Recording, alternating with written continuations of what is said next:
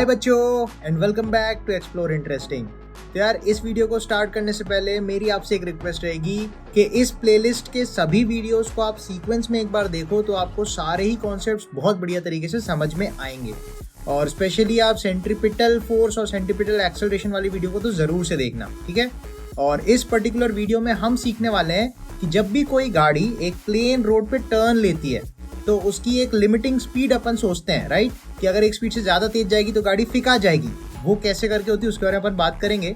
सो काफ़ी कुछ नया इस वीडियो में सीखने को मिलेगा, तो इस वीडियो को आप पूरा देखना एंड तक। और let's get started with this video. तो जब भी कोई गाड़ी कोई सर्कुलर रोड पे टर्न लेती है कुछ इस तरीके से, तो बेसिकली दो केसेस हो सकते हैं। पहला केस अपन बोलते हैं कि गाड़ी कांस्टेंट स्पीड से चल के जा रही होगी, और दूसरा केस अपन सोच सकते हैं कि गाड़ी एक्सेलरेट करके जा रही होगी, गाड़ी का कुछ ना कुछ एक्सेलरेशन होगा जिससे उसकी स्पीड चेंज हो रही होगी टर्न पे।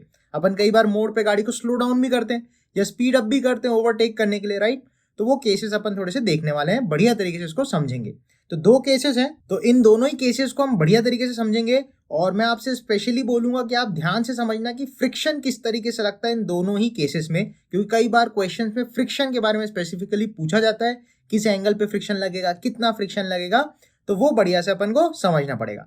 तो एक एक करके मैं दोनों केसेस स्टार्ट करता हूँ। तो सबसे पहले केस में हम डिस्कस करने वाले हैं कि अगर हमारी जो गाड़ी है वो एक कांस्टेंट स्पीड से चल रही है, तो आप ऐसा सोच सकते हो कि एक गाड़ी है वो कांस्टेंट स्पीड से सर्कुलर टर्न ले रही है।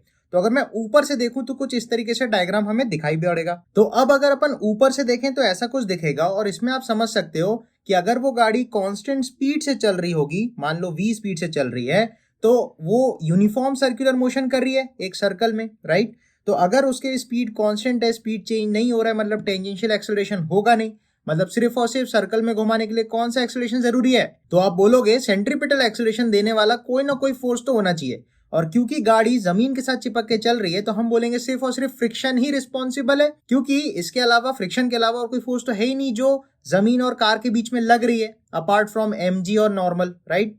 तो अपन ये बोल सकते हैं mg नीचे जा रहा है into the plane of the paper, and जो नॉर्मल रिएक्शन आ रही है वो बाहर को आ रही है पेपर से, ये अपन को समझना है। तो फ्रिक्शन जो है वो एक लौती फोर्स है जो इस बॉडी को मोड़ सकती है, बोले तो सेंट्रीपिटल एक्सेलरेशन प्रोवाइड कर सकती है। तो मैं यहाँ पे बोल सकता हूँ फ्रिक्शन इसको घुमा रहा होगा तो फ्रिक्शन इक्वल्स टू mv²/r, जहां पे जो r है वो मैं बोलूंगा इस सर्कुलर रोड का रेडियस है, इसको अपन रेडियस ऑफ कर्वेचर भी बोल सकते हैं, और ये उस सर्कुलर रोड का सेंटर है जिसे हम centre of curvature of road भी बोलते हैं, ठीक है। तो ये r उस रोड का रेडियस है बेसिकली, तो इसको अपन ऐसा बना सकते हैं, इस रोड का रेडियस मान लेते हैं कुछ r। अब इसमें अपन एक चीज सोचते हैं कि गाड़ी अगर बहुत ज्यादा तेज जा रही होगी तो स्किड मार के उड़ जाएगी बाहर। तो अपन ये सोच सकते हैं फ्रिक्शन सफिशिएंट सेंट्रीपिटल नहीं दे पा रहा है इसलिए वो सर्कल में चढ़ना ही छोड़ देगा, ऐसा अपन सोच सकते हैं। तो अगर कोई पूछे कि एक मैक्सिमम स्पीड कितनी हो कि वो गाड़ी टर्न ले सके सेफली, या अपन बोल सकते हैं safe limit of turning on the circular road, अपन बोल सकते हैं स्पीड की लिमिट कितनी होगी, तो उसको निकालने के लिए आप लगा सकते हो जो फ्रिक्शन होगा वो हमने सीखा है औकात से ज्यादा नहीं लग सकता। तो फ्रिक्शन की मैक्सिमम वैल्यू जब होगी तो वो हमको देगी वेलोसिटी की भी मैक्सिमम वैल्यू, जो कि सेफ वेलोसिटी होगी जिसपे गाड़ी सेफली टर्न ले सके बिना स्किड मारे, नहीं तो स्किड मार के उड़ जाएगी कुछ इस तरीके से। तो एफ मैक्स की वैल्यू निकालेंगे तो यहाँ से वी मैक्स निकल के आएगा ²/r। अब हमको पता है फ्रिक्शन की मैक्सिमम वैल्यू कितनी हो सकती है, μn। तो अगर मैं गाड़ी को साइड से ऐसे देखूं तो अपन बोल सकते हैं गाड़ी पे यहाँ नीचे लगेगी mg और जमीन से ऊपर आएगा नॉर्मल, तो वर्टिकल डायरेक्शन में ऊपर n और नीचे mg बैलेंस है, नहीं तो गाड़ी गड्ढे में घुस जाती है ऊपर उड़ जाती। तो हम बोलेंगे n की वैल्यू mg है वर्टिकल डायरेक्शन में, और हॉरिजॉन्टल में फ्रिक्शन इसको सेंट्रीपिटल दे रहा है। ये गेम है पूरा। अब अपन बोलने वाले हैं फ्रिक्शन की मैक्सिमम वैल्यू μn होती है, तो n की वैल्यू अपने पास है, गाड़ी का जो रोड के साथ म्यू होगा, चके का रोड के साथ जो कोएफिशिएंट ऑफ फ्रिक्शन होगा म्यू, वो अपन को दे रखा होता है या पता करना होता है।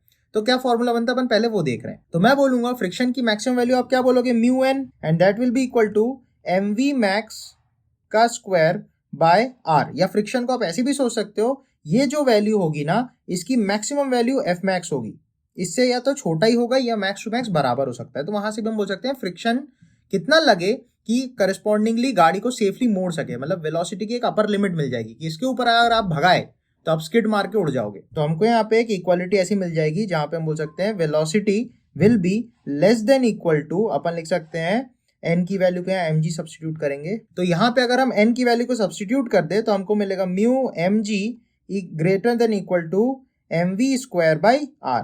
तो यहाँ से m कट जाएगा, तो इंडिपेंडेंट ऑफ मास है अगेन ये रिलेशन, ध्यान रखना। तो वेलोसिटी की जो अपर लिमिट आने वाली है वो आएगी म्यू आर जी का रूट। तो यहां से हम समझ सकते हैं कि एक वेलोसिटी के लिए मतलब अपर लिमिट पता लगाने के लिए अगर मुझे radius of curvature of road पता हो और फ्रिक्शन का जो कोएफिशिएंट है वो पता हो तो मैं पता लगा सकता हूँ मैक्सिमम सेफ्टी लिमिट कितनी हो सकती है सेफली टर्न मारने के लिए।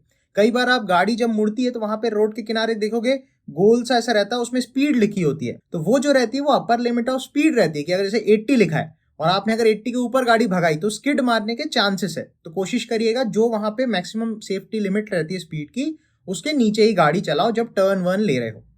ठीक है, तो ये हो गया फर्स्ट केस का प्रॉपर एनालिसिस। अब मैं आपसे शेयर करूंगा कि अगर गाड़ी एक्सेलरेटिंग होगी तब क्या सिनेरियो होगा, तब हमको टेंजेंशियल एक्सेलरेशन भी लेना पड़ेगा, बस ये एक नया चीज आ जाएगा। ठीक है, so let's get to second case. तो यार सेकेंड केस को स्टार्ट करने से पहले अपन को दो चीजें समझनी पड़ेंगी कि गाड़ी जब एक्सेलरेट कर रही होगी तो चके पे गाड़ी के टायर पे फ्रिक्शन कहाँ लगेगा उस एक्सेलरेशन की वजह से। तो अगर आप एक टायर के बारे में सोचोगे तो टायर कुछ ऐसा होता है। अब मैं बोल रहा हूँ अगर टायर ऐसा घूम रहा होगा ओमेगा से तो उसका लोअर मोस्ट पार्ट पीछे भाग रहा होगा, ऐसे घूम के पीछे जाएगा, राइट। लेकिन हमको पता है जमीन के साथ जब वो कांटेक्ट में है तो फ्रिक्शन हमेशा रिलेटिव मोशन को अपोज करता है। तो हम ये बोलेंगे कि चके का लोअर मोस्ट पार्ट पीछे भागना चाहता है तो इस पे फ्रिक्शन आगे लग जाएगी।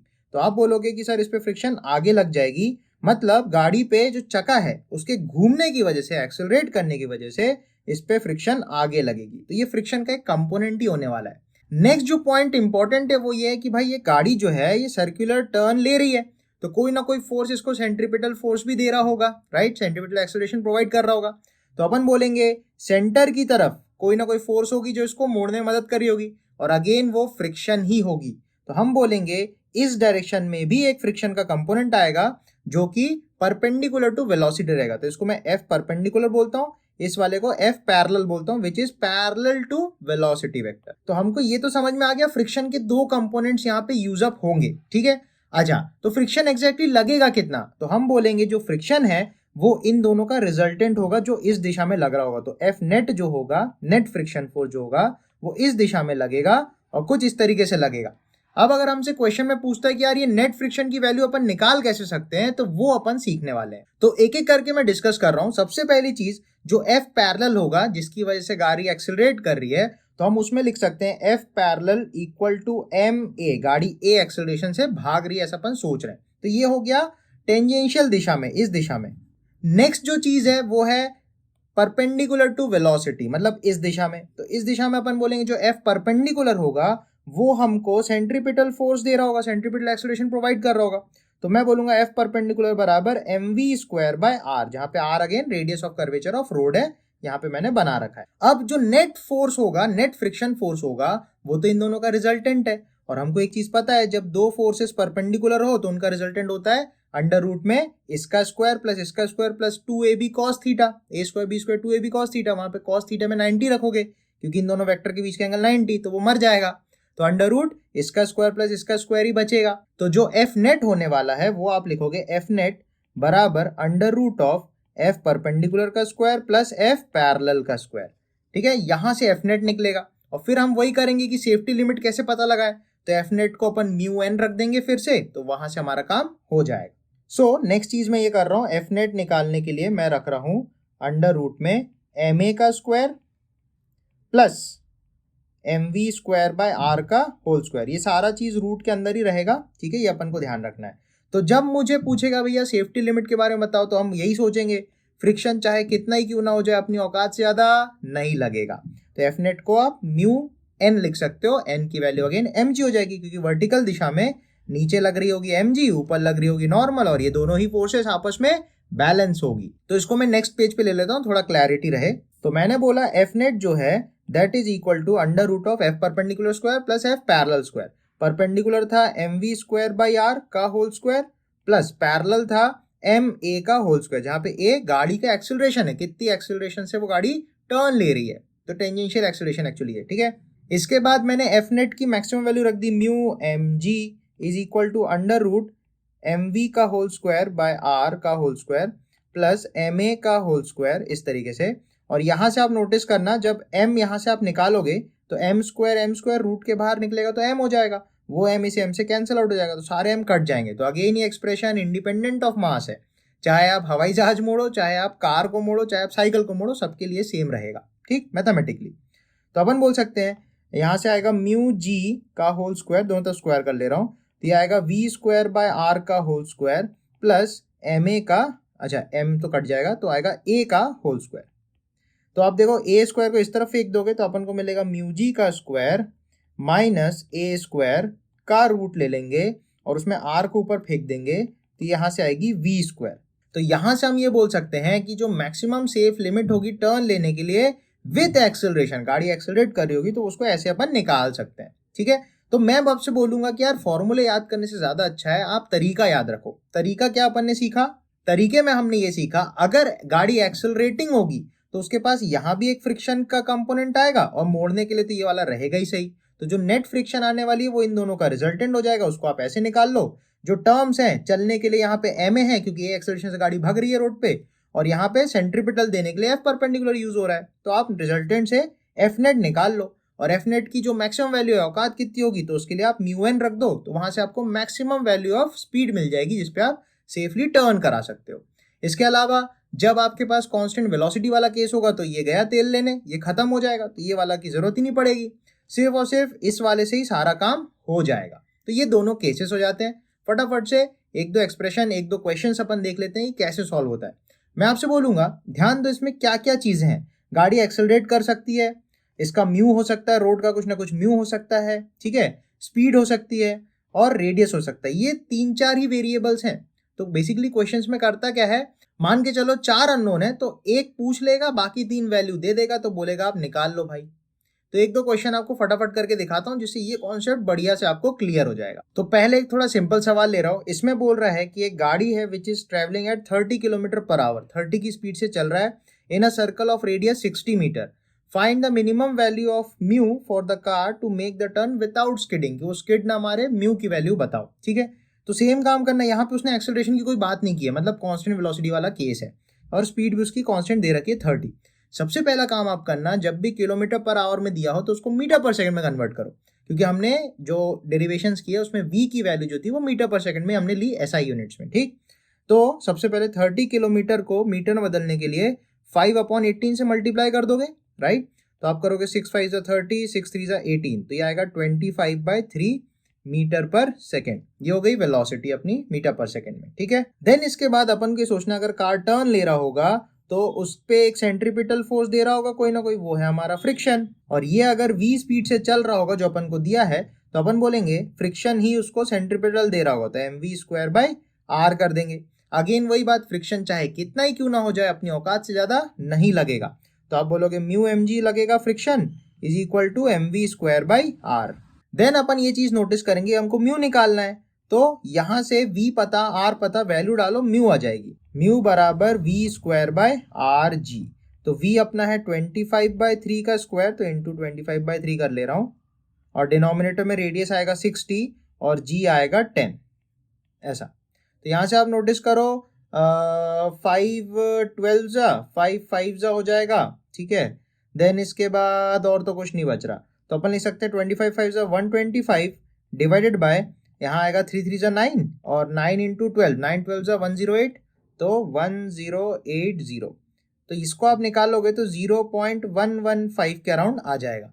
तो इस सवाल में हम बोलेंगे जो म्यू की वैल्यू आएगी वो 0.115 आ सकती है। अच्छा, हमको कैसे पता ये म्यू की मिनिमम वैल्यू है? क्योंकि आप सोचोगे फ्रिक्शन चाहे कितना ही क्यों ना हो जाए लेकिन अपनी औकात से ज्यादा नहीं हो सकता, तो फ्रिक्शन जो होगा it is always less than equal to F max, आप बोलोगे सही बात है, कोई दिक्कत नहीं। तो अपन ने फ्रिक्शन की इस वैल्यू को उठा के यहाँ रख दिया, मतलब mv²/r less than equal to mu mg, mm कटा। अब देखो ध्यान से देखो, म्यू जो है ग्रेटर देन इक्वल टू इससे, मतलब म्यू की मिनिमम वैल्यू निकल के आई है। तो अगर मैं इक्वालिटी बोलूं तो म्यू की मिनिमम वैल्यू एक्चुअली यही आई है जो अपन ने निकाला है। तो ऐसे करके थोड़ा सा अपन इन इक्वालिटी को लगा के मिनिमम या मैक्सिमम जो भी पूछेगा वो आराम से निकाल सकते हैं। एक मैं एक्सेलरेशन वाला केस भी आपको दिखा देता हूं तो आपको बढ़िया सी चीजें समझ में आ जाएगी। तो मैंने एक क्वेश्चन खुद से थोड़ा फ्रेम किया है, तो मेरे साथ इसको सॉल्व करने में हेल्प करना।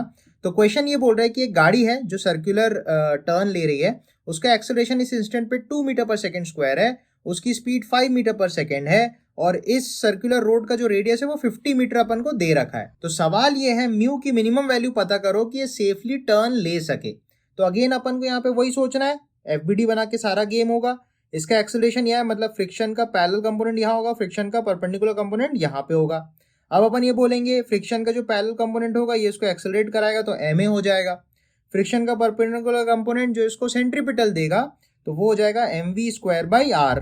और फाइनली जो नेट फ्रिक्शन होगा वो इन दोनों फ्रिक्शन के कंपोनेंट्स का रिजल्टेंट होगा। तो आप बोलोगे एफ नेट जो होगा वो होगा अंडर रूट में एफ परपेंडिकुलर का स्क्वायर प्लस एफ पैरेलल का स्क्वायर। बस यहाँ वैल्यू डालेंगे, अपना म्यू आ जाएगा। तो हम ये बोल रहे हैं एफ नेट जो भी होगा वो कितना होगा, आप बोलोगे अंडर रूट ma का होल स्क्वायर प्लस mv²/r का होल स्क्वायर। अब फ्रिक्शन चाहे कितना ही क्यों ना हो जाए, अपनी औकात से ज्यादा नहीं हो सकता। Friction is less than equal to F max.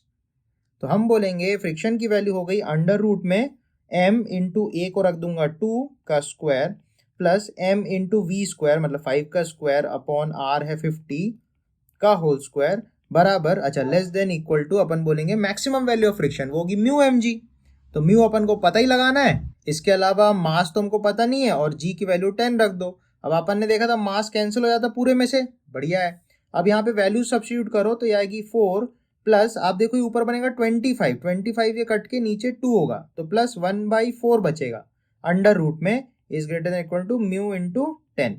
तो जो फाइनल आंसर हमारा आने वाला है वो आएगा 4 इससे एलसीएम बन के होगा 16 और एक 17 तो आएगा रूट 17/2।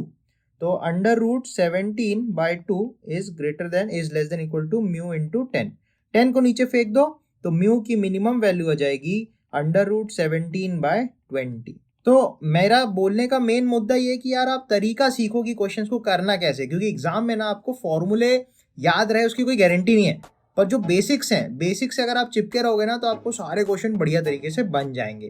तो इन क्वेश्चंस को बढ़िया से ट्राई करो, वीडियोस को सबको अच्छे से देखो, पूरी प्लेलिस्ट कंप्लीटली देखो तो सारे नॉलेज सारी कॉन्सेप्ट को बढ़िया से कवर अप हो जाएगा। सो इस वीडियो को यहीं कंक्लूड कर रहा हूँ, मिलेंगे अपने नेक्स्ट वीडियो में, तब तक बढ़िया से पढ़ाई करते रहो और चिल रहो, मजे करो, बाय बाय।